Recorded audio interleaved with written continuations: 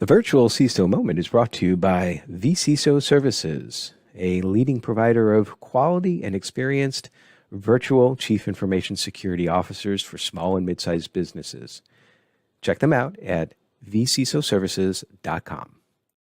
Hi, I'm Greg Schaefer, and welcome to the Virtual CISO Moments Information Security Wrap Up for Friday, May 26th, 2023. We start out today from Cyber Protection Magazine. Mental health is not a new concept. One might look back and consider how far as a society we have come, rather than suppressing all conversations that have suggested that something might be wrong. And the reason why I chose this article is because it's about mental health with regards to information security and cybersecurity. You all know that that is a passion topic of mine, which is why in every interview I ask my guests how they decompress. A lot of interesting things out there, how people do decompress. It's not to say, though, that everything is perfect. According to Mimecast, getting back to the blog post here, more than half of cybersecurity professionals say that their work negatively impacts their mental health. Quote. Now, as workloads increase and we all have to balance more, we've spoken to technology experts, this the article, to ask how their organizations and other organizations can best support their colleagues during troubled times. And I've got a couple of those folks there and their opinions, but check out the article for some more great pieces of advice. So Terry Starr, managing director at Least Web UK, suggests that organizations should cultivate a positive workplace culture. Quote, some of the ways that we ensure this is by implementing regular check-ins with our staff, including workshops specifically designed to challenge negative behaviors and mindsets and ensuring regular conversations are taking place with anyone who indicates that they are struggling. And he summarizes, quote, during challenging times, one of the most important things that you can do is simply to let someone know that you're there for them, no matter what. Sometimes this can make all the difference. Now, this is echoed by Hugh Scantlebury, CEO and founder of Aquila. He says, quote, small actions can make a big difference. For example, encouraging employees to take regular breaks throughout the day and having informal check-ins will create an empathetic culture which employees feel comfortable sharing their feelings and asking for help when necessary. And he adds, quote, people work best when they're not stressed or overwhelmed, so every business leader should take action to relieve the pressure on their employees. That's something to remember every day, not just during Mental Health Awareness Week. And I'll add, I remember in one particular position, I was told at one point that I wasn't there to make friends. Let's just say that that was a toxic environment and I didn't stay. So I am very much a proponent of mental health in the workplace. You do not want to stay in a toxic workplace. It's not worth it. Now back to some other news. Bleeping Computer reports that Mandiant Security researchers have discovered a new malware called Cosmic Energy. It's designed to disrupt industrial systems and linked to Russian cybersecurity outfit Rostelecom Solar, formerly Solar Security. This malware specifically targets ICE-104 compliant remote terminal units, RTUs, because we like acronyms, commonly used in electric transmission and distribution operations across Europe, the Middle East, and Asia. Cosmic Energy was discovered after a sample was uploaded to the VirusTotal malware analysis platform back in December of 2021 by someone with a Russian IP address. Analysis of this leaked malware sample has revealed several noteworthy aspects regarding Cosmic Energy and its functionality. First, the malware shares similarities with previous malware like Industroyer and Industroyer V2, both used in attacks targeting Ukrainian energy providers in December 2016 and April 2022. Additionally, it's Python-based and it uses open source libraries for OT protocol implementation, just like other malware strains targeting industrial control systems, including Iron Gate, Triton, and InController. Just like Industroyer, Cosmic Energy likely gains access to the target's OT systems via compromised MS SQL servers using the PyHop distribution tool. Once inside the victim's network, the attackers can control RTUs remotely by issuing IEC 104 on or off commands via the Lightwork malicious tool. Now, Mandiant does believe that this newly discovered malware may have been developed as a red teaming tool. designed to simulate disruption exercises by Russian cybersecurity company Rostelecom-Solar. Interesting stuff. And we'll be right back after a message from our sponsor, Bitdefender. Bitdefender provides cybersecurity solutions with leading security, efficacy, performance, and ease of use to small and medium businesses, mid-market enterprises, and consumers. Guided by a vision to be the world's most trusted cybersecurity solutions provider, Bitdefender is committed to defending organizations and individuals around the globe against cyber attacks to transform and improve their digital experience.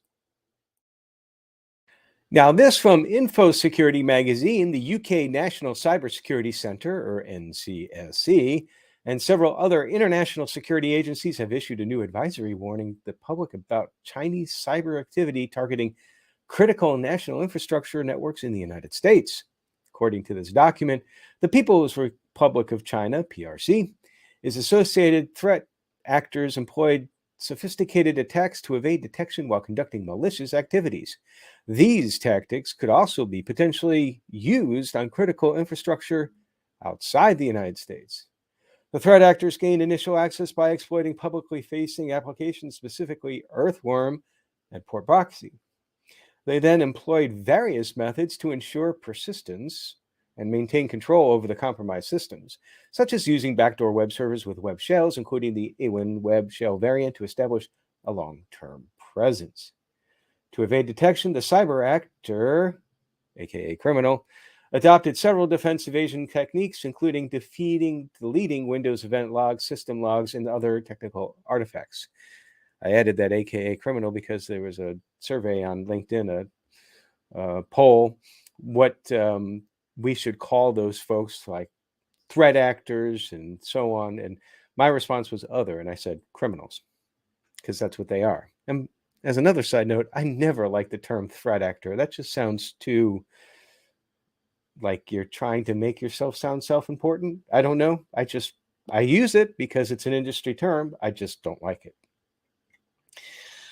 All right, back to the news. Heads up, CEO. Cyber risk influences company credit ratings. And this is that Security Intelligence says. More than ever, cybersecurity strategy is a core part of business strategy. A lot of us know that. For example, the company's cyber risk can directly impact its credit rating. Did you know that? Credit rating agencies continuously strive to gain a better understanding of the risks that companies face. Today, those agencies increasingly incorporate cybersecurity into their credit assessments. Keep that in mind. This allows agencies to evaluate a company's capacity to repay borrowed funds by factoring in the risk of cyber attacks. As per the Wall Street Journal, WSJ, credit rating agencies are placing greater emphasis on how companies handle cyber attacks.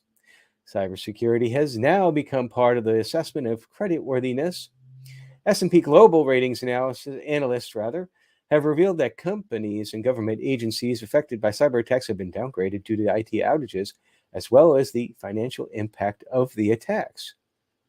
Now, Moody's Investor Service and Fitch Ratings have also highlighted the dangers of cyber risks. In the event of a cyber attack, some financial consequences could be immediately apparent. Others may take months to materialize, and it could impact the organization's ability to repay its debt.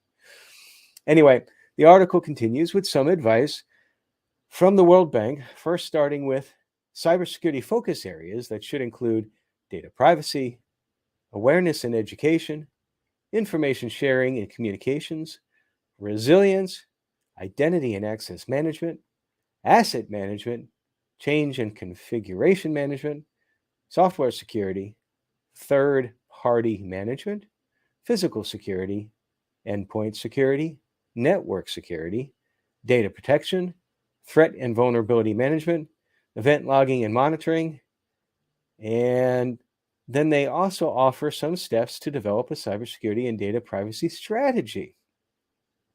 Some of these steps would be to prioritize critical assets, understand the threats, this is aka threat intelligence, assess the current state, determine the future state, hopefully the one that you want, not the one that you're afraid to have, create an implementation plan to get from current to future state, and implement and track progress. HelpNet Security says phishing campaign targets ChatGPT users. I don't think I can get through one of these podcasts without talking about ChatGPT in one way, shape, or form. A clever phishing campaign aimed at stealing users' business email account credentials by impersonating OpenAI, the company behind ChatGPT chatbot, has been spotted by Inky researchers. The initial phase of the attack involves the victim receiving an email that appears legitimate, purportedly sent by OpenAI. The email requests the recipient to verify their email address in order to continue to use their ChatGPT account setup. To further deceive the victim, the threat actors manipulate the sender's domain to make it seem as if the email originated from the organization's IT support. Email spoofing. What a concept. Within the email, a quote, verify your email button is provided containing a malicious link. Upon clicking that link, the victim is redirected to a deceptive website designed to resemble their organization's legitimate site. This is not sophisticated, folks. Here, they are prompted to enter their login credentials. Although the first login attempts return an error message, the victim's sensitive data has already been captured by the attackers. You're done. Subsequently, a second login attempt redirects the victim to their own domain. In other words, the legitimate domain. This redirection happens because this is interesting, because the personal code uses a MySlice variable, window.location.replace, to construct a new URL, and that replaces the existing malicious URL, according to Inky experts. So when they do this, the phishing site was not saved in the browser's session history, so the recipient wouldn't be able to go back, use the back button to navigate back to the phishing site. Clever. Also from HelpNet Security, because they have such great information, a vulnerability CVE 2023-2868 in Barracuda Network's email security gateway, ESG, because we like acronyms. The appliances have been exploited by attackers, the company has warned. Now, CVE 2023-2868 is a critical remote command injection vulnerability affecting only physical Barracuda email security gateway appliances versions 5.1.3.001 through 9.2.0.006. Quote, this vulnerability arises out of a failure to comprehensively sanitize the processing of a .tar file, that's tape archives, if you never knew what tar stood for. It stems from incomplete input validation of user-supplied .tar file, as it pertains to the names of the files contained within the archive. So as a consequence, a remote attacker can specifically format these file names in a particular manner that will result in remotely executing a system command through Perl's QX operator with the privileges of the email security gateway product, says the official CVE listing. Did you get all that? There's a test at the end. The company identified the vulnerability on May 19th, 2023, and pushed a patch to all ESG appliances worldwide as of May 20th, 2023. Quote from the company, as part of our containment strategy, all ESG appliances have received a second patch on May 21st, 2023. Users whose appliances we believe were impacted have been notified via the ESG user interface of actions to take. Barracuda has also reached out to these specific customers, the company said, but did not explain what the second patch does. I was wondering that too when I read that. I suspect we might find out a little bit more about this as time goes on. Finally, we have our last segment. It's my favorite segment. Don't do this all the time, but when I find a good list, I like to include it. So this is one. I'll take a list based on the title of the article. I won't read the article in advance. If it seems interesting to me, I'll read it on the air. And today's list is from BugProve. This is, I got to scroll up to the top, excuse me, show prep error.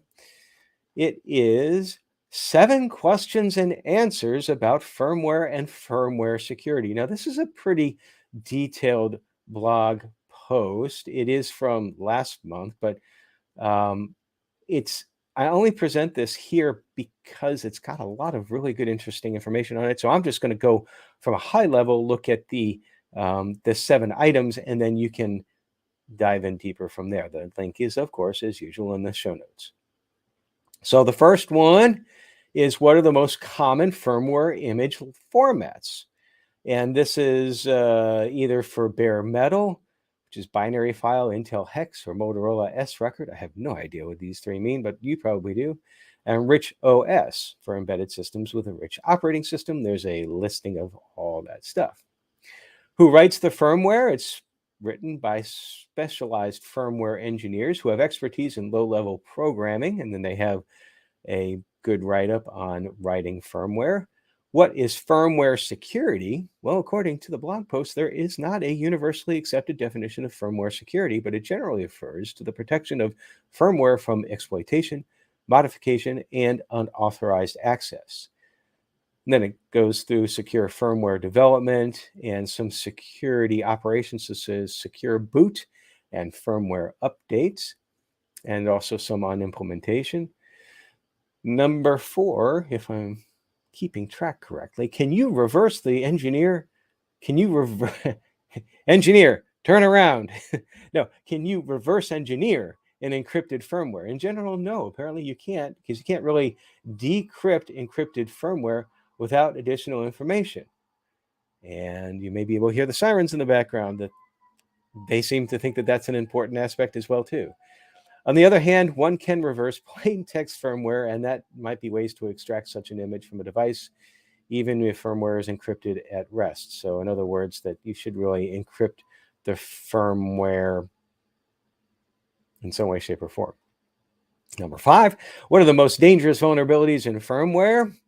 Well, they say here it's hard to have an objective list here, but some of these are things that we've heard about before. Confirmed buffer overflows, injections, they are considered critical since they can easily lead to remote code execution attacks. And then they go into a lot more detail on those items. So if you want to learn more about those, because we hear that a lot when we hear about 0 days or patches for phones and all that, it's like buffer overflow. And we learn a little bit more by reading this. Number 6, what are firmware security best practices? Don't connect to the network. No, I'm just kidding. That would mean that you didn't have any usefulness whatsoever.